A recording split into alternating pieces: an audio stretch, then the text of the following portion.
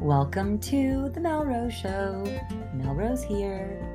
If you've listened to this intro before, you can click the forward button now 8 times to get to the start of this episode. So, before this version of myself, I was Anne, artist, fashion designer, professional model, TV personality, small business owner, real estate agent, placement agent, and an institutional financial advisor, all before stepping into my current role, which I love, in investor relations and podcasting professional. Woo! It was a wild ride to get here. And after all those jobs, living in 6 countries, 16 different cities, and trying on many versions of myself, I have found that the best place to live is comfortably in my purpose and in a space and a community that allows me and wants to see me grow. And I want the same for you.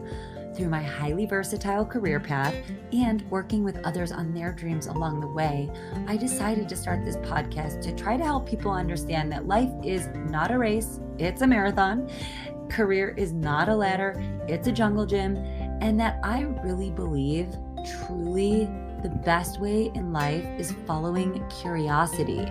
My curiosity has me focused on career, plants, shadow, light, and integration work, art, permaculture, and community building. These are my purposes in life, and for me, they all go together.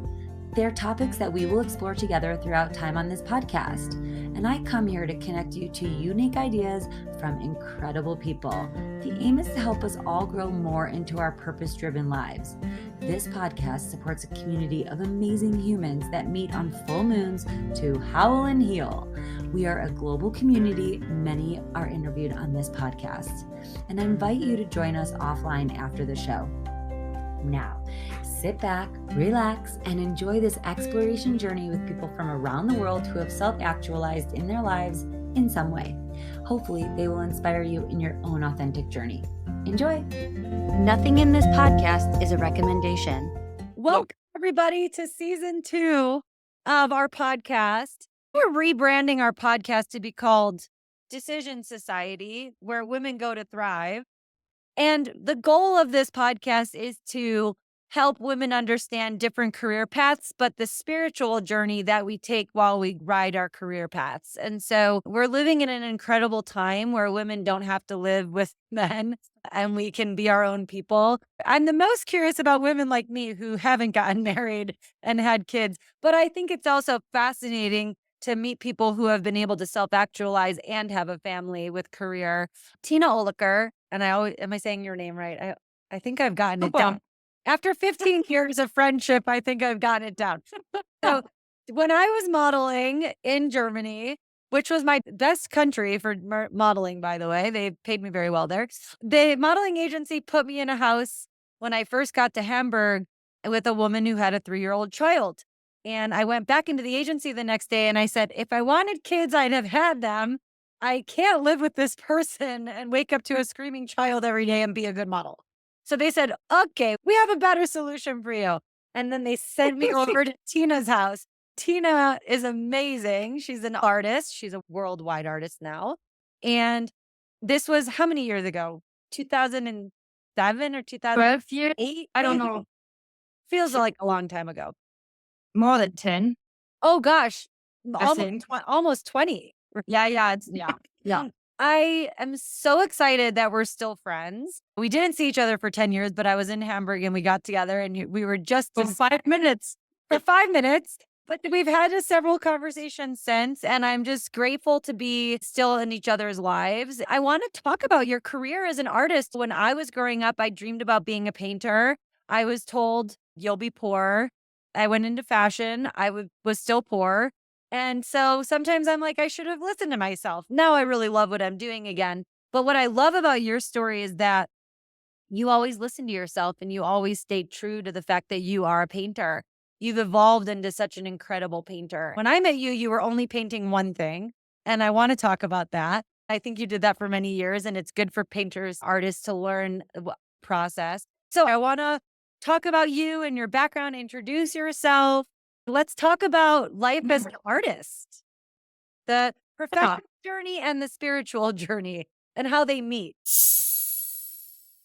Yeah, thank you for the invitation again, first of all. and Yes. hello from Hamburg.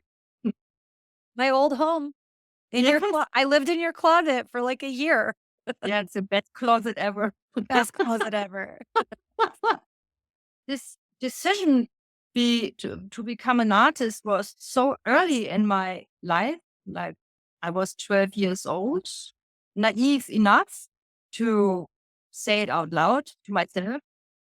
It's like the goal was set, and I had no idea about money or issues or anything like this, because for me, it was not important to earn money to pay rent or food or anything like this, because I was 12.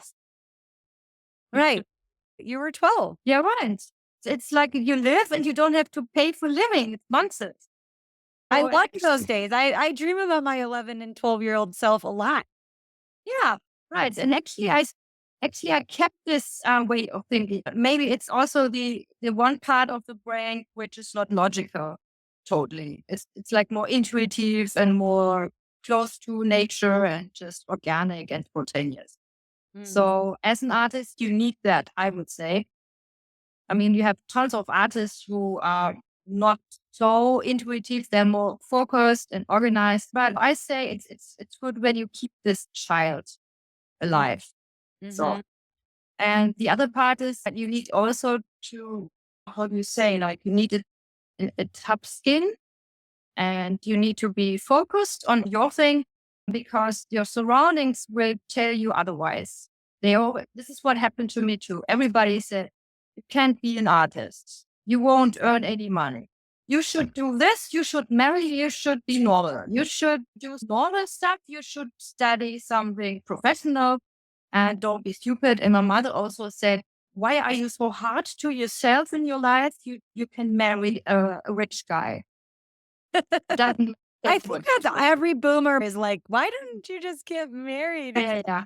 I also think you're right. I read this thing recently that said 99% of children are born geniuses. And that by the time they graduate high school, only 1% are left. We're really conditioned to honor, respect, listen to, follow your parents. But I think kids are usually right, to be honest. I think like I knew myself, especially that 10, 11-year-old, like where you're still really free.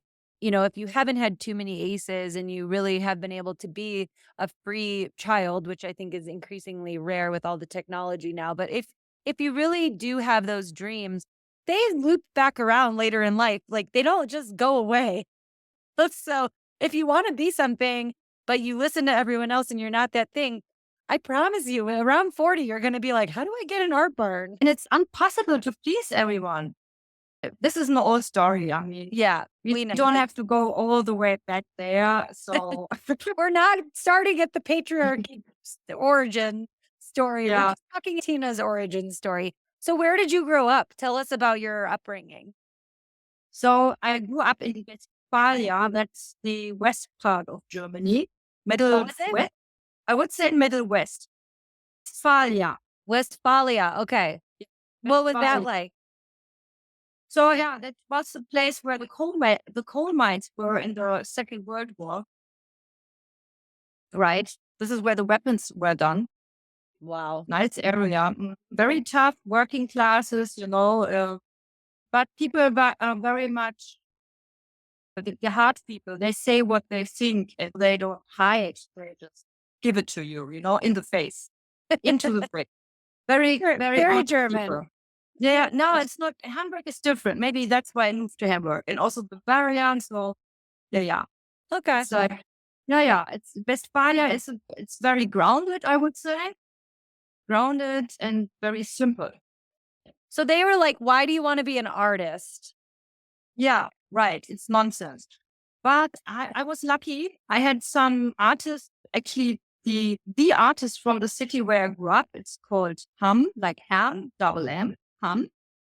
There were some artists in the city and I knew them all, you know, and they knew me. So I had a good exchange with these grown up artists when I was young, like 12, then 14, 16 around. I had this contact with these people. So I could learn that it's possible to be an artist these days. You don't have to be dead. So you knew that they existed. You had proof against what everyone else was telling you. Yeah, right. Very good. So it's okay. These human beings are artists. They are alive. It works. So I can do it too. So that was Okay. nice. And they were like fine with me, although I was a girl, a young girl. They treated me with respect, and I like that. I love that. Yeah, I'm better than my parents actually. So it was good. So I think That's was like soul crucial. family. I love that Ram Dass soul families because when you're kids, you need those people that aren't your parents. The nuclear You family need can be incredibly even one. Yeah. toxic. Yeah, you've got to be able to get out there and follow your curiosity and meet people who are doing that. My dad was a really talented artist. He would draw us and he would draw the places we would go. He ended up becoming an automotive engineer, but I always thought, like, this guy doesn't make any art, but he's got such an eye. I'll show you some of his art sometime, but it was one of these things where I thought, he's doing the wrong thing, you know? It's like, he's supposed to be making art, right? He did it in his own way. But I think we do get kind of forced into careers. I think we've got all sorts of people doing odd and stuff that isn't their core purpose. Let's talk a little bit about you leaving home and being like, I'm off. And I had to move back to Germany from New York City. So I chose Hamburg in a very spontaneous way, like from Okay. port to port. I needed to go back to Germany, and in Hamburg there wasn't room for me. I said, yeah, take it. And anyway, I liked the city. So Hamburg is great. I lived on and off there for a couple years. There's so much nature there. I would also stay sometimes at this like model hotel, and it was past Reeperbahn. And so you would get on the subway, but the coolest thing about the subway is you could sit in the middle, like on the back, and there were windows. So you would sit there and it was like, I would always call it the treehouse subway, right? Because you would go through all these yeah, beautiful trees to get around the city. It's nature is really not forgotten in Hamburg. It's one of the few cities I've lived in that I was like, feeling nature. It sent a reminder through to me that I was probably not liking New York because I wasn't having enough of that wild nature. So you've been there forever, but what were you doing in New York? Let's go back to you leaving your house and going into the world. What was that process for you? oh yeah. So when I did my exam in school, and I was free to go, I really disappeared from home, I have to say. So I spent much time in Italy, in Liguria, and I had this Italian friend there and artist. I worked with them and I helped them with the exhibitions.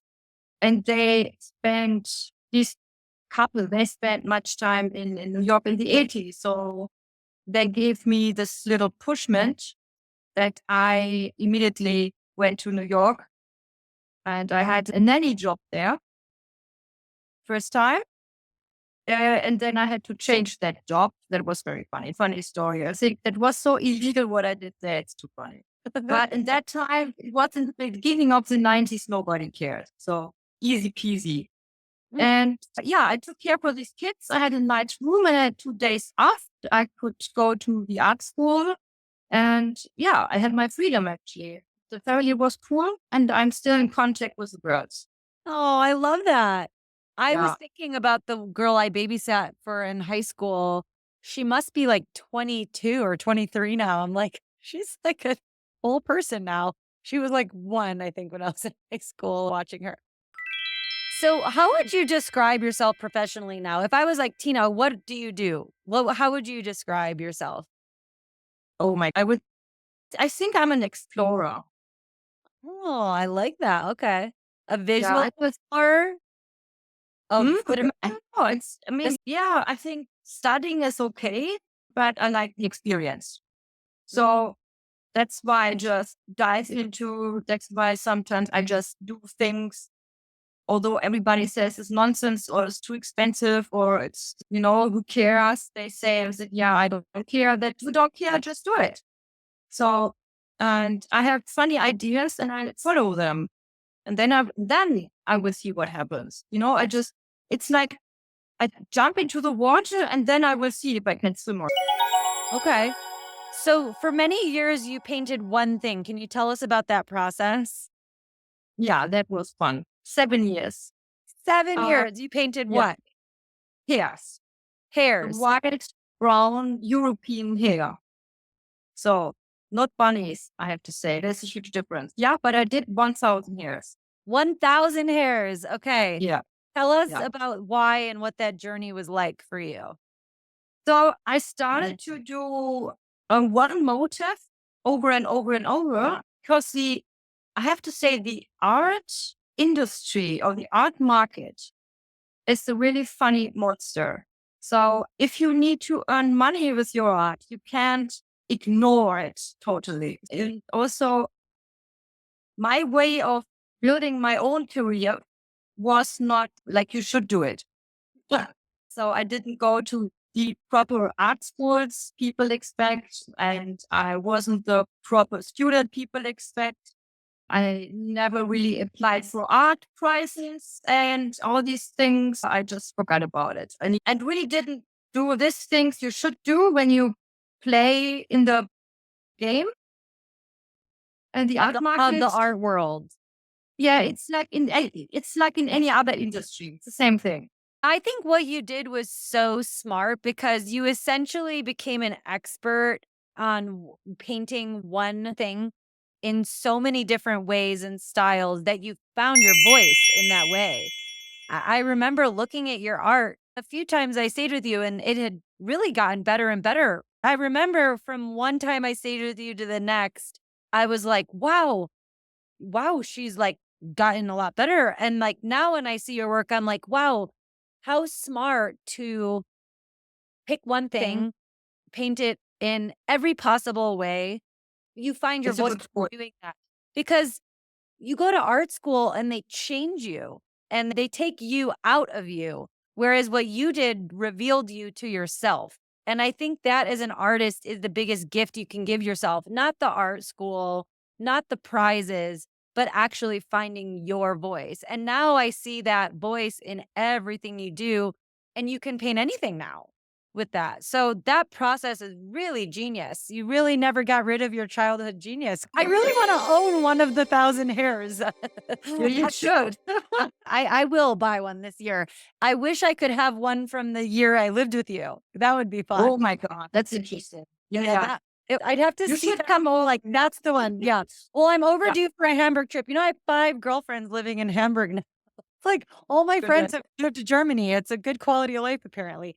So let's go back. When did you decide, okay, I've painted enough hairs. Now I'm going to move into my voice?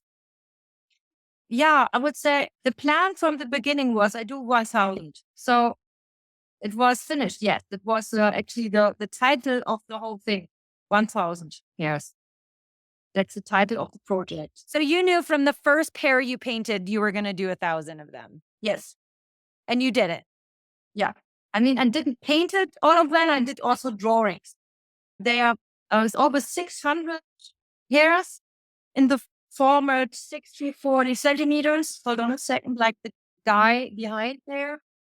So I have 600 that format. It's like, bigger than your face. And then the format, it's exploded. So I did huge hairs too, and also little ones. Yeah. So when this thing was done, I was done too with it. And I freezed the whole thing to get a distance from this because, like you said, I didn't want to have a stand from any institution or professor or art prize, whatever. I wanted to build my own stand. So then I had my stand. That was a hair stand. And I said, no, that I didn't. Everyone called you the hair girl. Yeah. So now I'm happy when people say, you are the one with the hairs. So now I can work with it. But it took me some time to get this distance because I was very fast doing it, actually. I mean, 7 years for 1,000, it's too much. It's like, But how many have you sold? Almost all of them? No, I'm a clever girl. I kept a lot. Okay, good. Okay, good. But did you turn it into a book? Yeah. So I did one book. It's called The Book of Hares and Gods. I think the one you signed that I bought. This is what you have. Yes, I love that book. I recommend everyone buying that book. We'll put a link in the show notes. Yeah, this is and also in German and English language, and I explain all the happenings around the hare more, like the hunting, the Greek mythology. What does a hare symbolize? What is the symbol? When I found out what the hare is it's symbolic for like the soul is too. It doesn't matter if it's female or male. The spirit and the soul has no gender. Okay, I love that. It's not about gender. In this meaning with the hair, it's like about the bridge from the body experience into the spiritual dimension. It's a Yeah. bridge. I think the most famous hare is the hare from Alice in Wonderland. Albrecht Dürer. No, But Albrecht. Yeah, or but Alice in Wonderland. Yeah, yeah. Alice in Wonderland, when I think about you, I kind of think about Alice in Wonderland. A lot of your art has this very fantasy going through the looking glass, like diving into another dimension portal vibe. And so I love that your art now to me feels like a teleporter from like an Alice in Wonderland adventure. When we spoke, you sent me this awesome meme or this like video, and it was of a Grim Reaper talking to a fairy. Was it a fairy? They're like talking about I'll add it in at the end of this. But basically the Grim Reaper and this like fairy nymph talking, and they're talking about humans, and they're like, yeah, but isn't the thing that makes them the most human is that they believe in fantasy fully as though it's real? And it really shook me. I really stepped back and I thought about it, and it's like stayed with me since you sent it to me. I just love that you sent that to me because it is true. As human beings, we subscribe to fantasy collectively on mass scale, right? In so many things, right? Money and family, all of the things, God and gender, and all these things that are pretty questionable that other species don't give a shit about, right? But when I think about when we do our spirit work and when we think about that concept of fantasy and how we're going to choose to live our life, I always keep coming back to that idea that actually this is all fantasy. So we have to choose what we believe in carefully because in some way Yeah. or another, you're subscribing to fantasy. I think it's really amazing that the fantasy that you've subscribed to in life has produced so much amazing content and so much amazing art and so much connection. When I think about the work that you do, being an artist is very isolating. You spend a lot of time alone. Can you talk a little bit about being an actual artist? Because I think people fantasize about what it's like to be an artist, but most people don't even like to be alone for an hour. But as No. an artist, you're just going to spend life alone creating. Yes. So I'd love to talk about that a little bit because some of your spirit and your shadow and your light, I mean, you're spending a lot of time with yourself. So you're really learning a lot about yourself. So I would say you're the most curious probably about yourself in many ways. Can you talk about that from a career as an artist standpoint? So maybe when you're a sensitive, empathic person, you need to be alone sometimes. So that's when you have this, you have a good starting point. When you are when you're more a family person and you need people around you all the time, you should have a family at the same time. So I don't have a family, so I choose being alone. I mean, you have many artists who have, who are married and have kids. It also that works too. It can be either way, but you do have to be comfortable alone for certain periods of time to create. Yeah. Over the last few years, I've really dug into Carl Jung and his ideas. What most people don't know about Carl Jung, they think he's the founder of psychology. But after he made it through his walk of the soul through the dark night, if you read his red book, you can learn about it. But he became an artist. And he actually believed that once you do your soul's work, you should be creating and expressing. And that's how you transform emotions. And that's the best way to heal yourself. And so I think it's really beautiful when an artist can go into a room and take their experiences and emotions and all that sensitivity and turn it into something else. That's really being an alchemist in many ways. So Yes. how has that process been like your therapy or your, soul's purpose? Where do you find your soul alignment with the actual stuff that you're doing? So I would say, yeah, for me, it's a necessity to paint, but maybe it's also because of my starting as a human being in this world. That was the only chance to go through these dramas. So I'm used to dive into this art world since I can hold a pen in my hand. So for me, it's like normal. It's like other people go swimming or other people go to the supermarket and buy food because it's necessary. It's necessary. This is like a breathing mechanism. This is how you For me, just it's exist. yes. For me, it's like I'm getting crazy when I'm not into when I don't do this. It's like it belongs to me. But do you think So maybe that's why everyone is so crazy because people aren't expressing themselves in these creative ways, and that's actually good. natural to who Yeah, we are? good idea. Yes, good idea. But I think also you have this family people. Actually, we're social beings, and we have all kinds of characters also in the art world. But yeah, this diving into the own deepness or into the own shadows is you really need to want to do this. I mean, you have to be open for this. And for people who think about being an artist and starting, I would always say, yeah, you have to be sure when you start it because you will see yourself soon. What do you wish that you knew before you started down this pathway? So what would you say to your 18-year-old self? Ah, no, good. I think the last time I asked you this, you said nothing. Yeah, wait, it's the same thing. It doesn't change. Nothing changed. Yeah, like the process. The process. What are the challenges around what you do? What areas challenge you? Oh, what's really challenging is the insecurity. We have to deal with total insecurity. You will never know if you earn money or not. It's lottery, or you have to manipulate a lot. And I'm not a person. I, I don't like manipulation so much. Maybe it's a problem. That's why the galleries make 40%. 50. 50. Oh, yeah. Yeah. I used to belong to the Whitney when I lived in New York, and this amazing artist, I'll have to put it in the show notes. She recorded Sing Sing, the audio of Sing Sing, and they turned the whole upstairs of the Whitney Museum into an audio experience of being inside of a jail.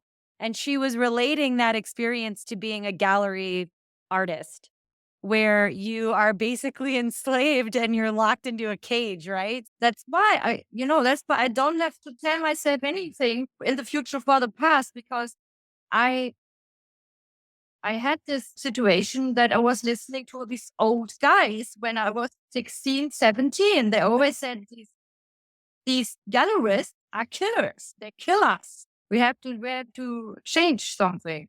Yeah.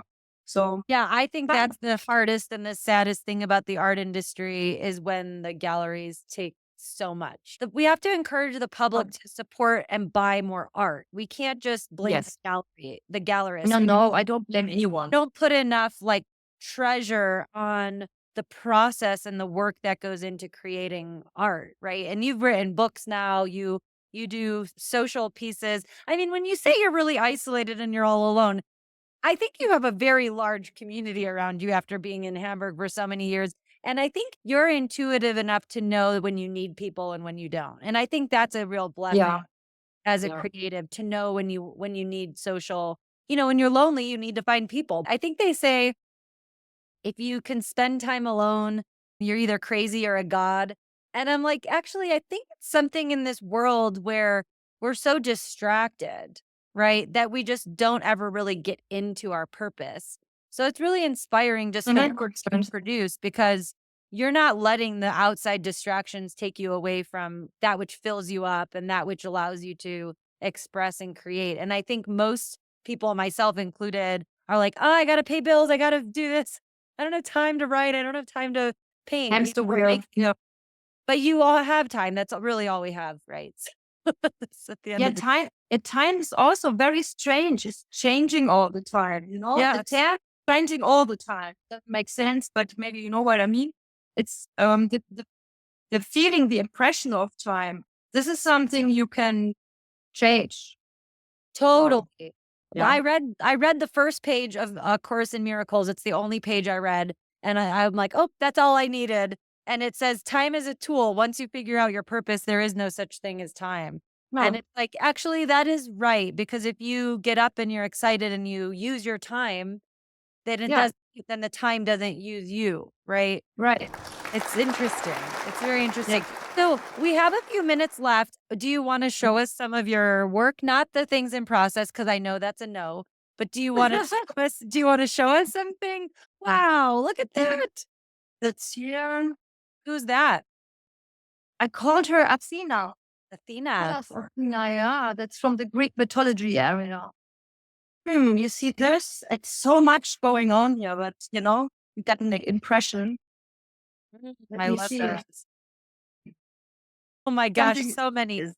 Yeah. I think it'd be great to highlight some of your work at some. And the light is better. It's like really Is there is there anything I should have asked but didn't? Is there, what else you want to talk about? Anything else? Yeah, I just wanted to say also, I learned something more in the last years, of course, and also about gallerists and all this marketing and this funny industry monster. The last 15 years, I spent so much time diving into looking how it's working and things like this. And the last Art Basel I visited was very nice, I have to say. There are many nice people around. It's like in any other industry too. They do their best. And I have to say, I really like some of them. They really do a good job. And I'm not against it or anything. They become like your family in a way, right? Yeah. You're really, I saw the show I would love for you to tell us about some of your shows, because I saw the show that you were doing and how that process works. And it really brings you out of this self-creation space, and it puts you into community, talking about and showing what you're doing, which is a part of being an artist, right? It's so important. Yeah. So important. So what was that like? I know you did a show. Did you do a show in Berlin? No, here in Hamburg. Oh, in Hamburg. And in Bonn. It's called Bonn. Yeah, the old capital of Germany. And so how did that go? How was that experience? That was your last one. Yeah, that experience was very interesting. A friend of mine who saw my painting, which I exhibited there already in my studio, then he visited the art show and he was kind of shocked. He said, "Why are you shocked? You know the painting. It's huge. Like, it's like 230 by 4 meters. I don't know the inches, but it's huge." And he said, "Yeah, but I had no idea. Now I understand that you're a real artist." I said, "What?" But it's like, he said, "Yeah, it's the first time that I understand what you really do. And this is what I learned. It's the same painting and he knows me. A different situation." Environment. Yeah. Yeah. So it is important to put yourself out there and show people. Now, you were running a course, I believe it was in France, where people could come and learn how to paint. Do you have any of those coming up? What's your plan for teaching in the future? Because I know that's a passion for you, and I want to go to one. So I'm selfishly asking. Before I do a teaching class again, I'm preparing the Thousand Hare Book, #1. Okay. So the Thousand Hare Book.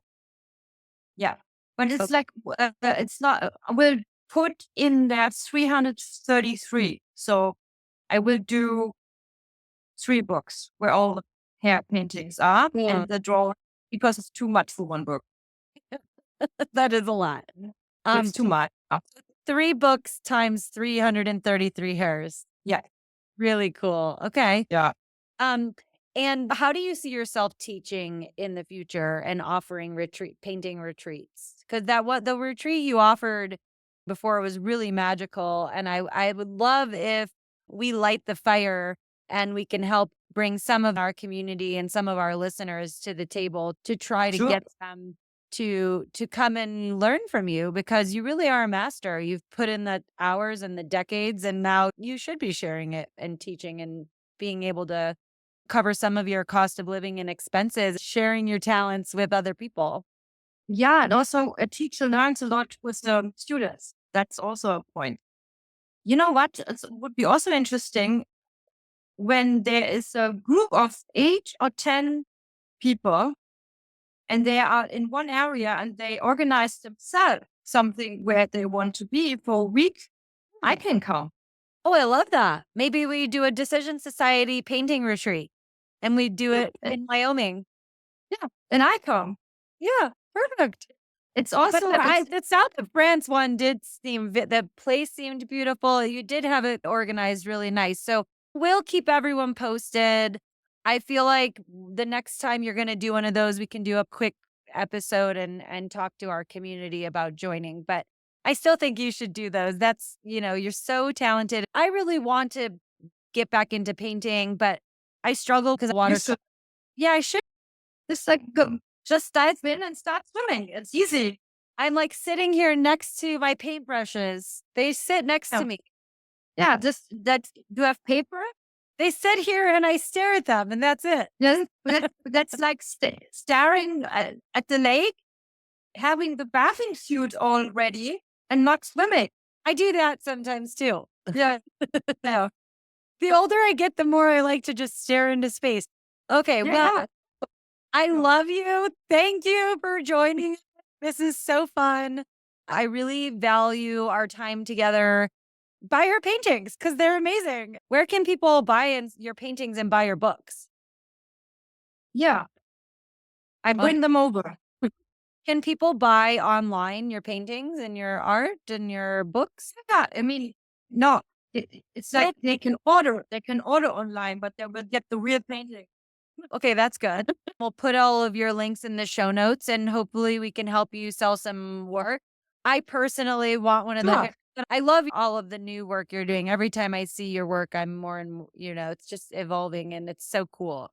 I remember that film Basquiat. Did you ever see that film? By Julian Schnabel, yeah. Yeah, it's so good. But I love the part when Basquiat's walking around a gallery and this guy's painting the walls and the ceiling. And he said, "What are you doing?" He's like, "I'm painting." And he's like, "Well, I'm an artist." And Basquiat said to the guy, "Well, if you're an artist, why are you painting this gallery?" And the guy said, "Because I don't want to get famous. Because if I get famous, then I have to do what everyone likes because it makes me money instead of what I actually do." And I really think about that. I think about how difficult, but also how amazing it is to be able to be an artist, to really live in your process and keep evolving. And you're really proving that. You're really able to do that, which I think is so beautiful. So congratulations. You're such a magical creature. I'm going to start. Get your pencils, get paper, get the paper. Get out your paper. Move it. Just put the pen on the paper. Move it. I like the idea of painting the same thing over and over because then you're not like, what do I do? What do I do? I need inspiration and creation. It just gets you doing it. So your technique is amazing. The Thousand Hare Technique by Tina Oelker.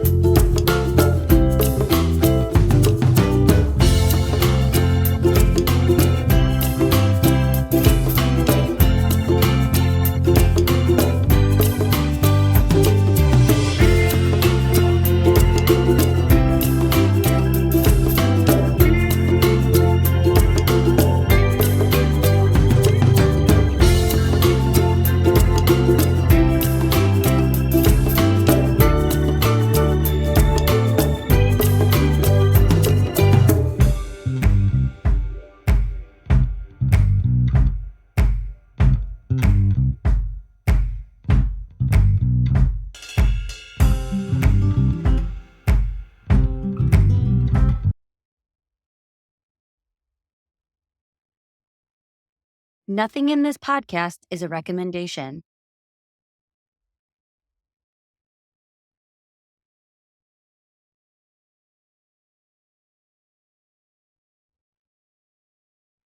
Hey, all you sea stars, goddesses, naiads, and Neptunes, aka the paradisiacs, who care about the important stuff.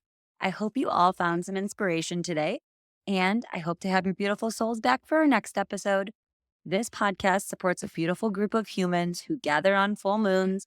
And to find a link for Howl and Heal and for our website with these episodes, details, and blog, head to themelroseshow.com. You can also connect with me on IG at Melrose Wild or at the Melrose Podcast. Again, this is Melrose. I hope after you listen to this conversation, you feel some magic brewing in your own destiny. Thank you for listening, and please subscribe or follow us to get updates on new episodes. And if you love this podcast, the best compliment is to rate us with 5 stars and maybe leave a little love note about how this podcast might be helping you. Have a wonderful day, and may the forces of wholeness and growth be with you all.